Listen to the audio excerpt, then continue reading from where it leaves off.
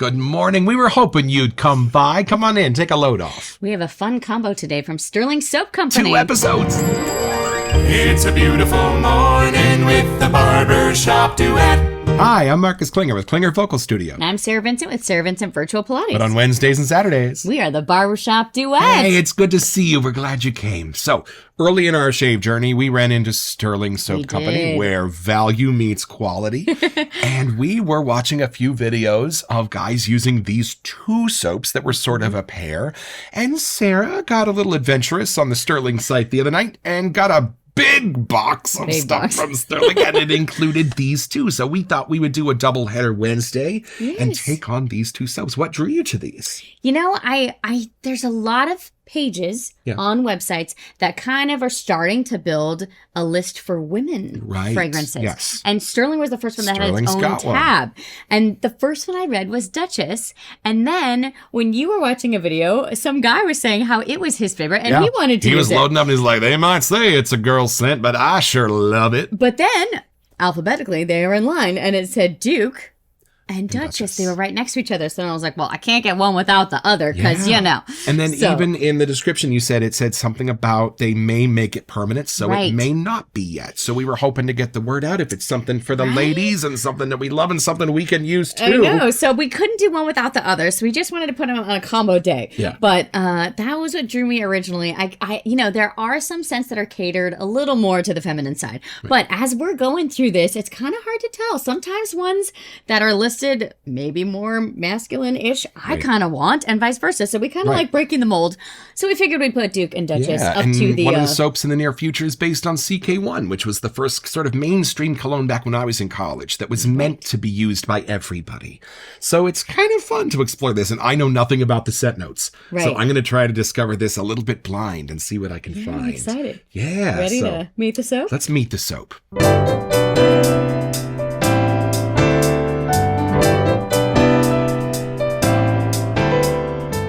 Okay, so this is what drew Sarah to the soap. This was the quick description. Yes, okay. A sophisticated, intoxicating blend.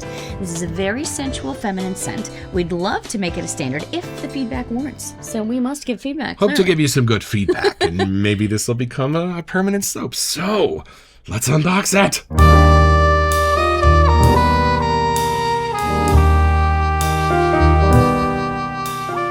Stirling, sometimes on their YouTube videos, shows the big table where they do the packing and the shrink wrapping. So this is how your stuff comes from Stirling. So we've already taken one out from this big giant that's Stirling green, y'all. Means good things are about to happen. To find our lovely Duchess here. We got a few to review for you here. They'll be coming back. We promise we only open them on camera. We never sneak a quick smell. So, Duchess is first. Duchess is first. Look at that. It's beautiful. I like the gray around the outside. It's actually, I think, a little lavender-y. Like, it's a little purple. You're right. It's a tiny Well, at least on the bit. website, that picture kind of shows. And it has like a powder brush or lather brush. That's sometimes for the colognes or the perfume scents. And they're the 5.8 ounce pour. I'm telling you, where value meets quality. You get almost 6 ounces of soap with Stirling. Not too shabby, y'all. Okay. Ready? I'm excited to see. First impression. First impression.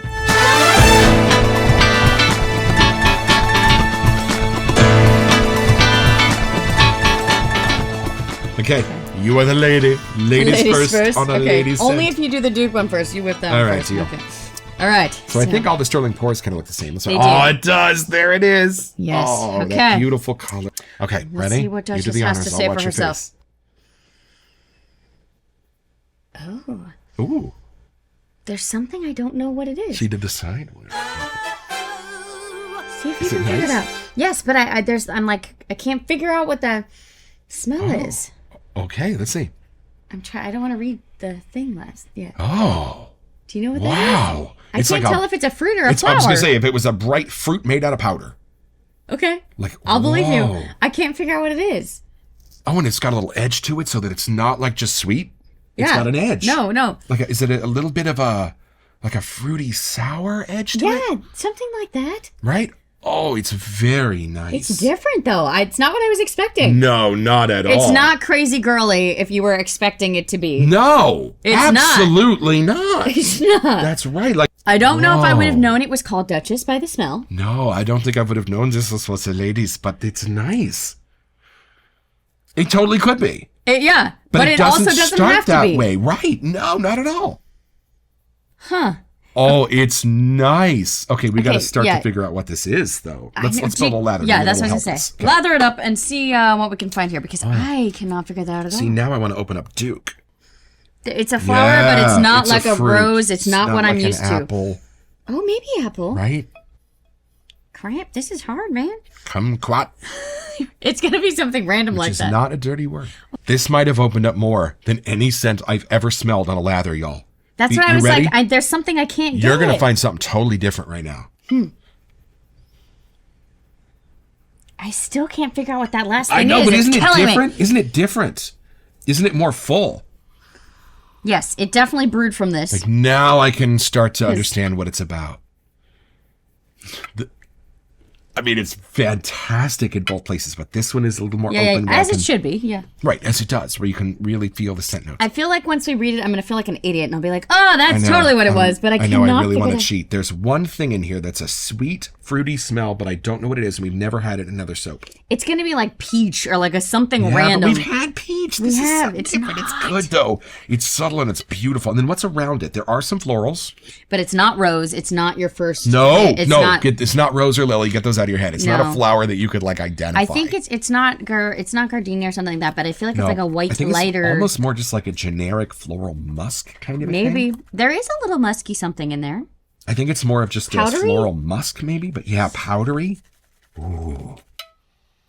I'm kind of glad we couldn't figure this out right away. I know. I really thought it was gonna be easy big. So it's kind of casualty.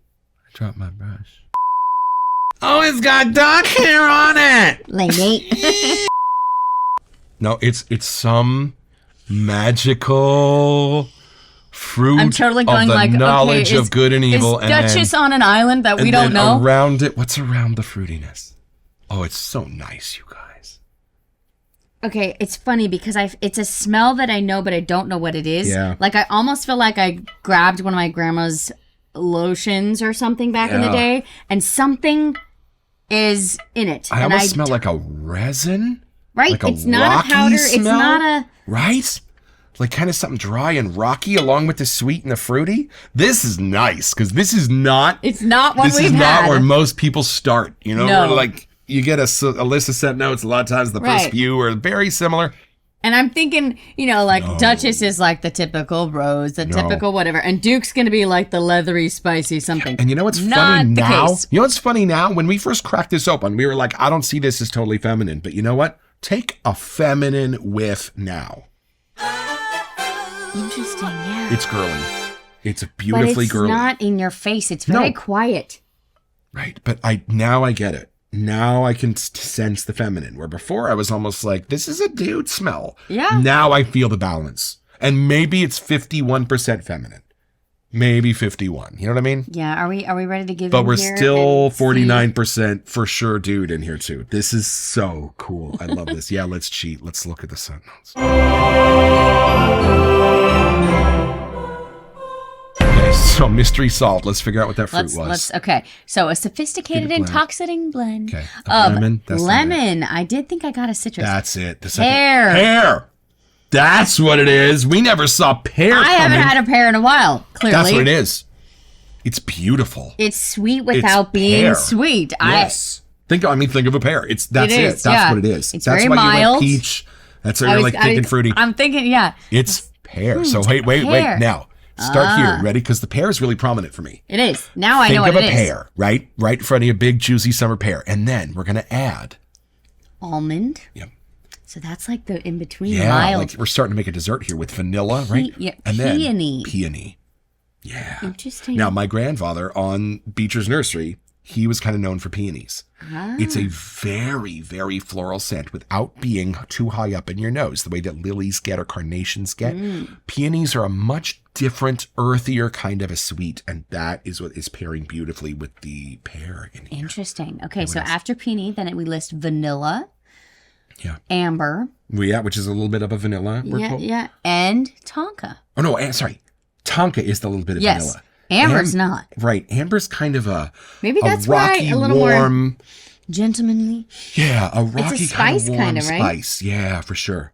Okay, so back to the beginning. Lemon, pear, almond, peony, Yes. vanilla, amber, and tonka. Yes. It's the lemon.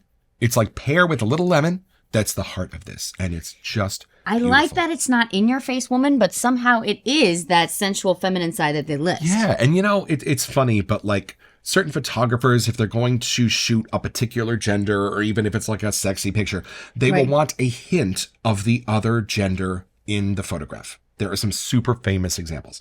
So what I love is that in almost every shaving soap that we've smelled, if it's a super masculine scent, there's still going to be a floral note. Right. If it's a super feminine scent, there's still going to be a note of like gunpowder or leather. There's still going to be like a little bit of a hint of the other.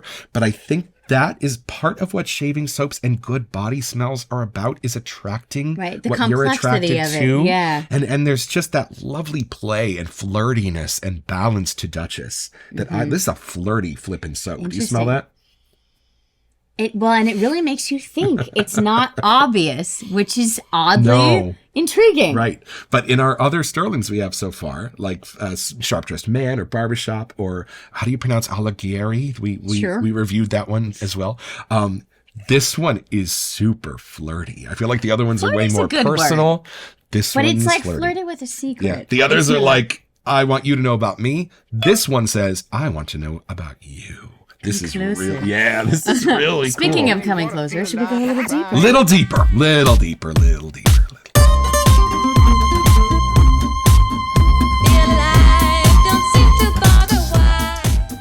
I love too that this, I don't know how many we have that are built on a foundation of a fruit, because this is for sure pear and lemon, and then everything else sort of builds out and around from there.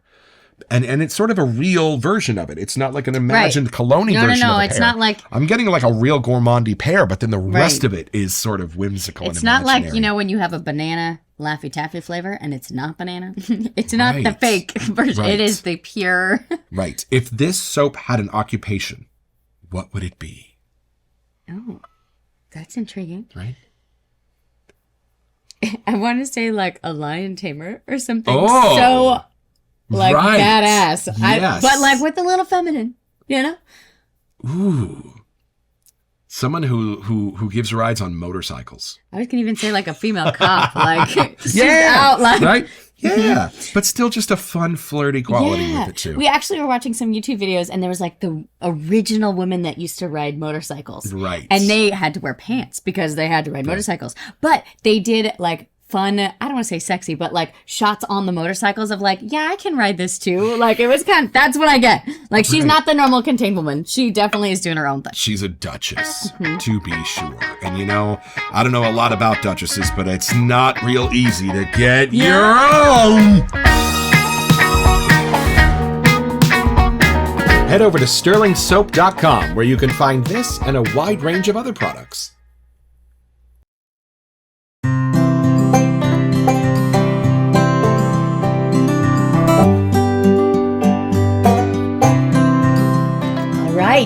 Thank you, Stirling, for a wonderful shave. I now feel like a duchess.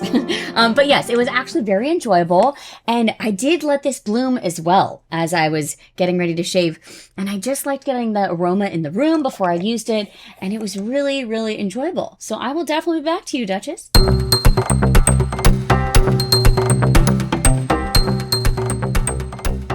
Welcome to Messages. We had a few reaching out wondering about our aggressive schedule for episodes here. Yes, they were happy about it, but they just wanted to make sure we weren't like burning ourselves out. So we thought we'd answer a couple of those questions about how we make our show. Yeah.